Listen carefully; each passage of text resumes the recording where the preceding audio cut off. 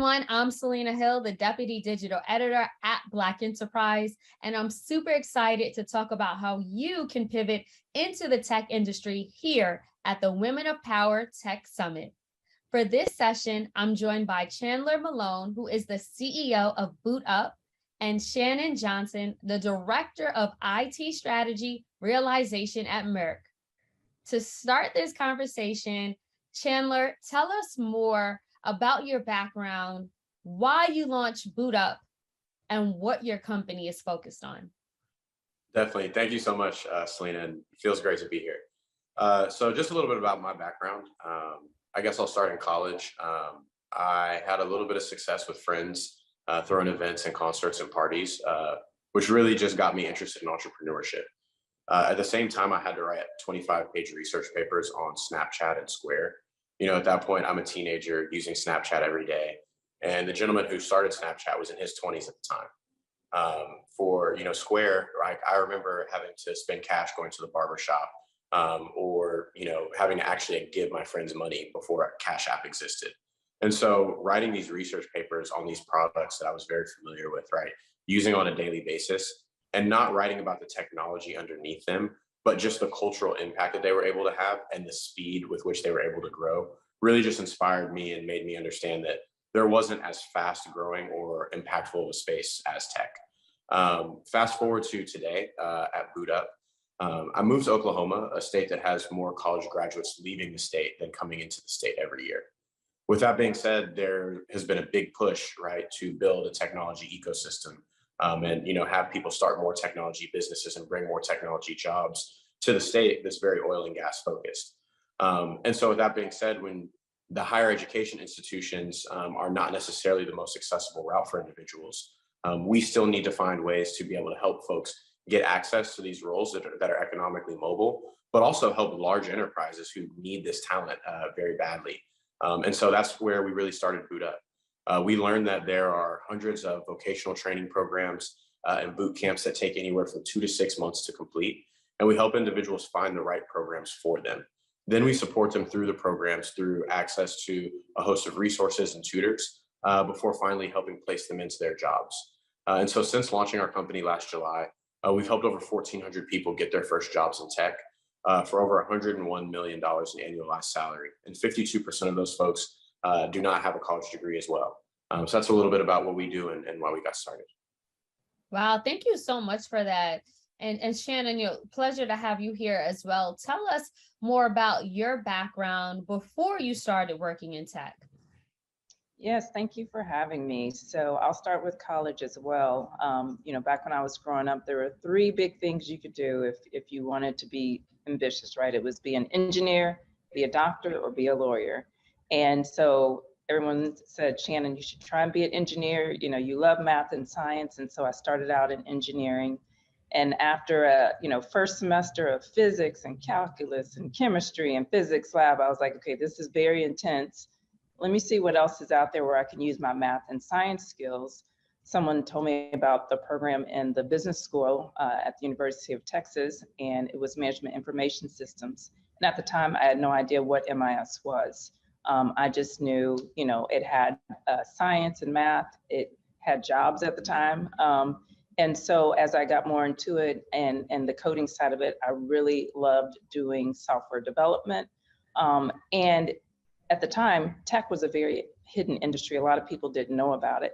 And so that intrigued me. And so I started out as an IT consultant doing software development, and then quickly moved into IT project management. So my journey really started on the engineering side and really, not knowing that you didn't have to have a computer science degree to go into tech.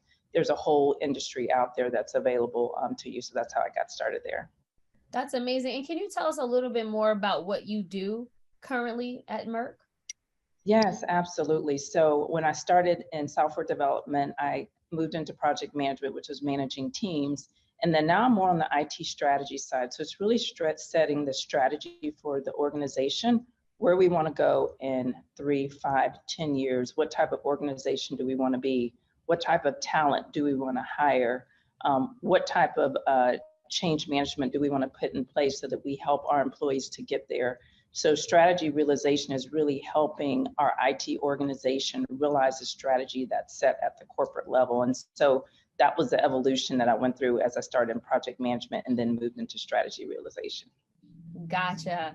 You know, Chandler, when you were talking about how you were almost inspired by Snapchat and Square and how these tech companies changed our culture, changed society, you know, I love to hear that. But what really, I guess, signified for you that now was the right time to take a full leap into entrepreneurship and into tech specifically? Yeah, so I think two really things kind of happened at the same time for me. Um, the first piece on the tech side is I remember when I started college, the finance roles, right, the investment banking, type jobs were the highest paying roles for folks. By the time I graduated, those product management roles within tech companies were the highest paying roles coming right out of school. So I witnessed it while I was in school, seeing this kind of shift just due to the growth of the sector. And then in terms of timing for jumping into entrepreneurship, while I was in Tulsa, I was actually investing in early stage technology companies. And so the companies were coming to me basically saying, look, we can't find enough people to hire with the checks that we were writing to them.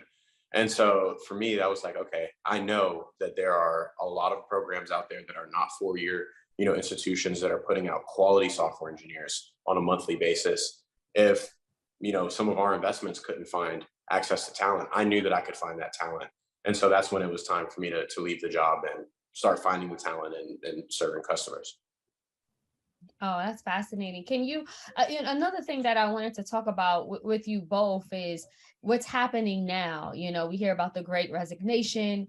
We hear about folks, well, that term quiet quitting, where, another buzzword where folks, aren't really as invested in full-time work.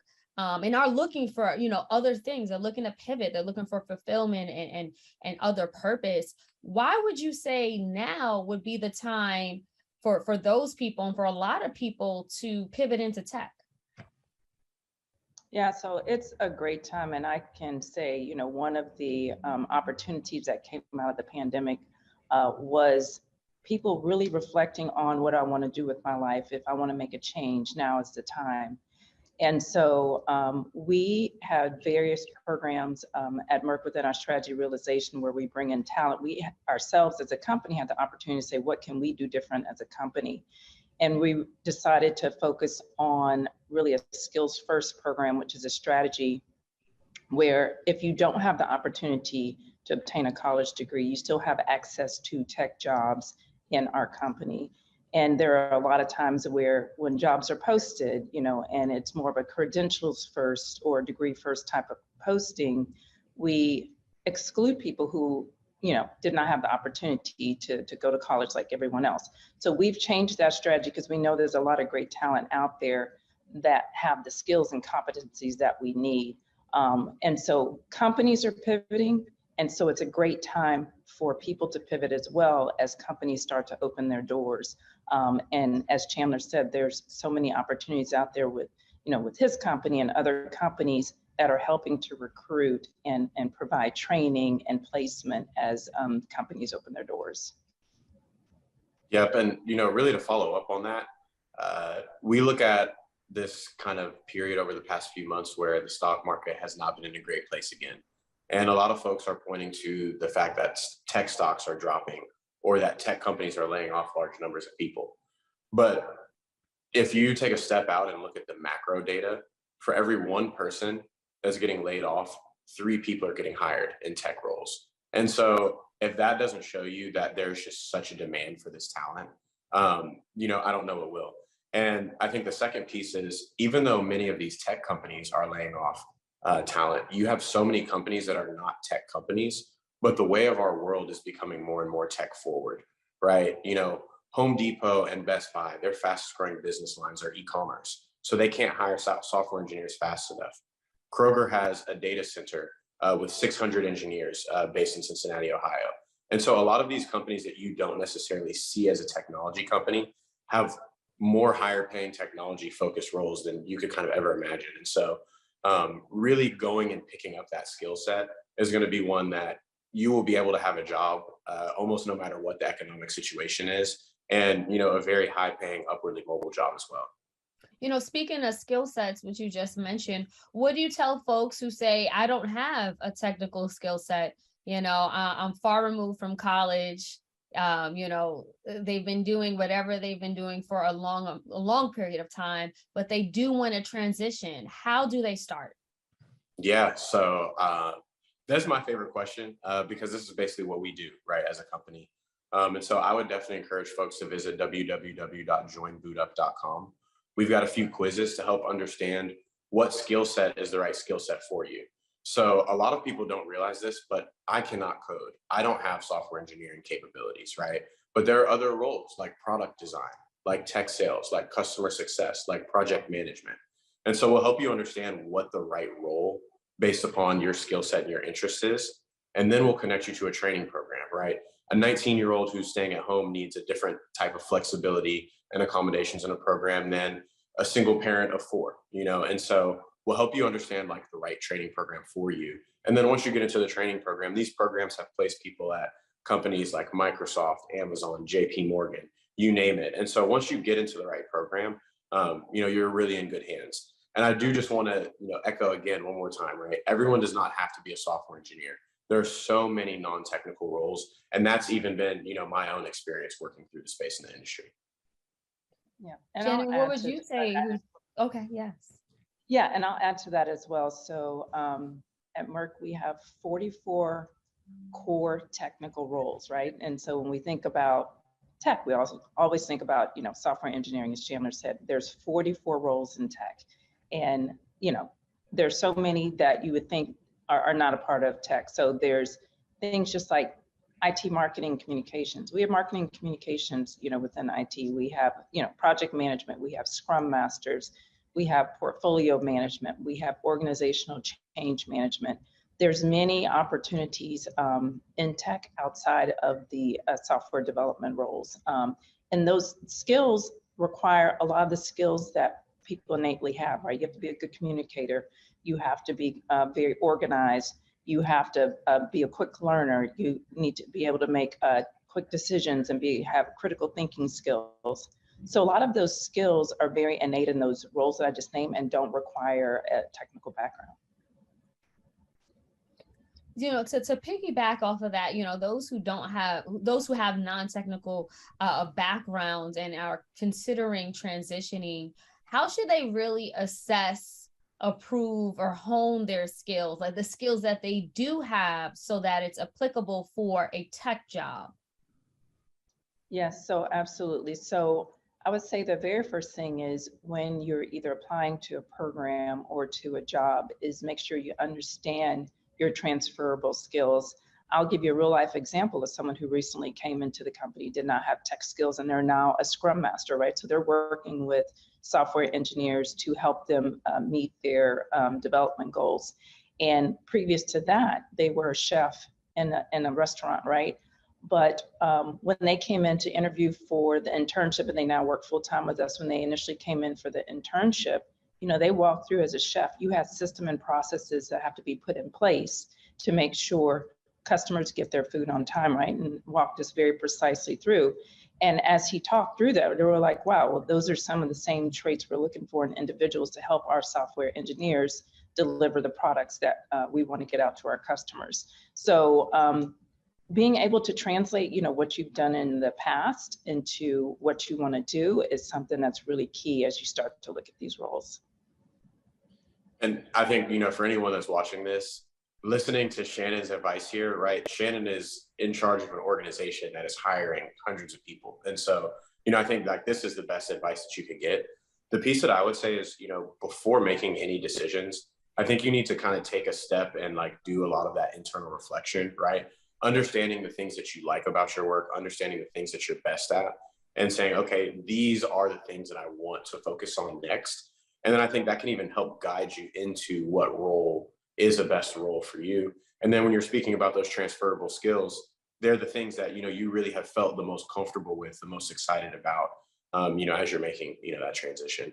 And then I'd say, another piece is one thing that I have found incredibly just beautiful about the tech space and the tech industry is that quite often, if you reach out to people with questions when you're very early on in your journey, folks will take time out of their day to be able to give you feedback. And so, I think even before you begin, right, like a formal, interview process or any of those things, being able to find folks, whether they be in your network or folks that you're reaching out to cold or, maybe have a mutual connection with, to be able to ask them questions, just to help you be able to calibrate yourself before taking a step would also be a helpful thing to do. What resources would you share with those who are new to tech to help them learn about the industry? I know, access the transferable skills that you both just talked about, gain new skills and build new networks.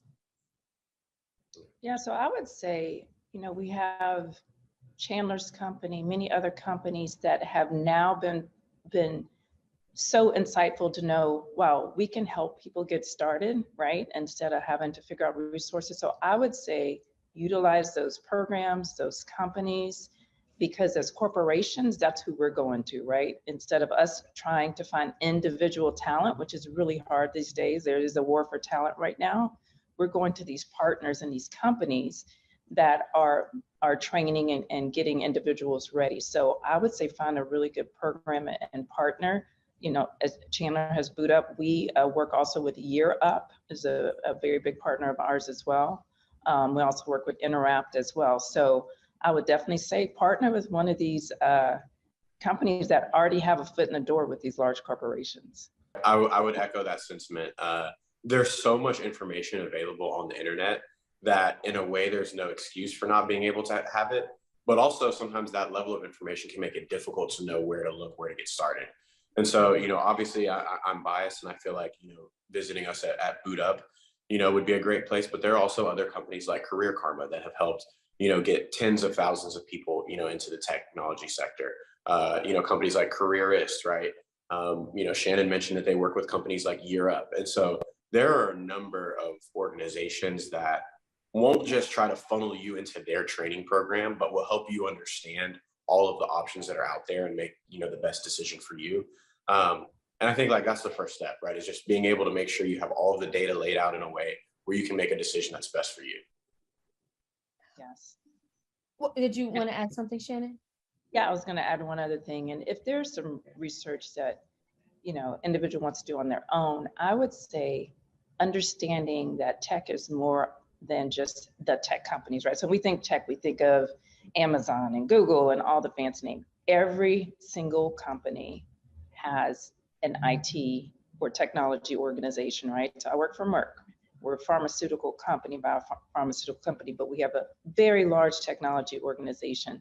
So I would say just really understanding that as well, like tech is everywhere, as Chandler said, there's not much you can do without technology these days, and just know like there's many companies hiring in the tech space as well, and understanding that.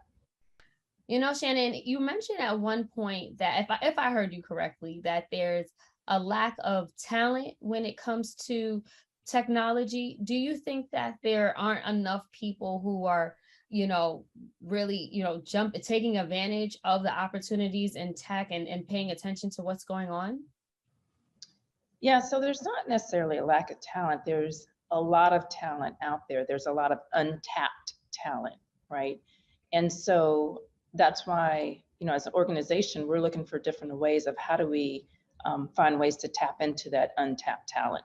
And so the key to that is really looking at things differently. And like I said, that goes back to the skills first. That's a way of us tapping into some untapped talent. We're having to use our networks unlike never before, right, to tap into that talent. So there is a wealth of talent out there. It's just being able to match that talent with the opportunities that are available. And Chandler, what are your thoughts on that?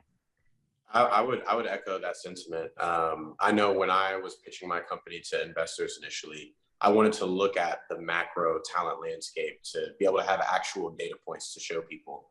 And depending on which consultancy's report you are reading, there's a 2 to 5 million person talent gap in the tech sector today. This is projected to grow to 85 million people by 2030. And so everyone can be, moving forward and picking up skills to grow into the space. And just the way that the world is going, the way that business applications are going, we are still going to need more people. And so, that's obviously like why I'm so passionate, about the space, is that the growth of the space is creating an opportunity where if all of us go into the sector, there will still be opportunities. Yeah. And I would also say too that, a lot of times when we see these opportunities, it kind of goes back to us making sure we jump in.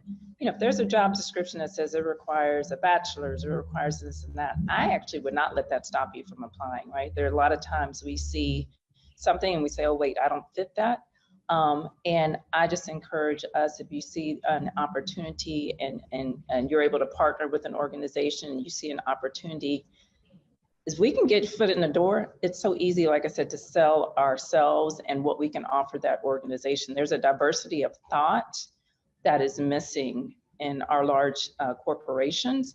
And we are a wealth of knowledge that we can bring to that company, and we can help drive innovation and business outcomes and those types of things. So yeah, I think the talent is out there. We just got to find a way to get it matched up.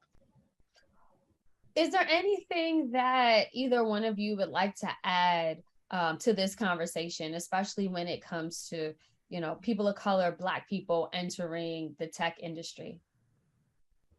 Yes, definitely. So I think, not to bring up just negative statistics, but the reality of the situation, right, is the racial wealth gap has not improved in our favor since the 60s, which I think, when we sit back, I think, more of us have college degrees than we've ever had. We have more opportunity than we've had in a lot of ways, but in a lot of ways, a lot of things haven't changed, right? And so our economic power really is what leads to like a lot of our other just like freedom in this space, in this country, in this world. And there are very few career opportunities that provide the economic opportunity that the tech sector provides. When you think about salaried jobs and upward mobility from a salary job component, the tech sector is one of the highest paying, right? And so, that's a great opportunity for individuals to be able to provide for their families. But also, for those who have that entrepreneurial spirit, have that entrepreneurial drive, there is no other sector where folks are able to build $100 billion companies in the span of 5 to 6 years, the way that they're able to, within the tech sector. And so for us, to be able to advocate, right, for our own best interest, right, there is an economic strength portion that, needs to be there.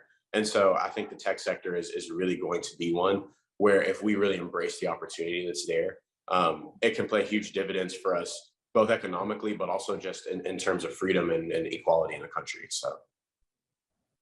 Yeah, and I'll add to that. I think, the opportunity divide is very real.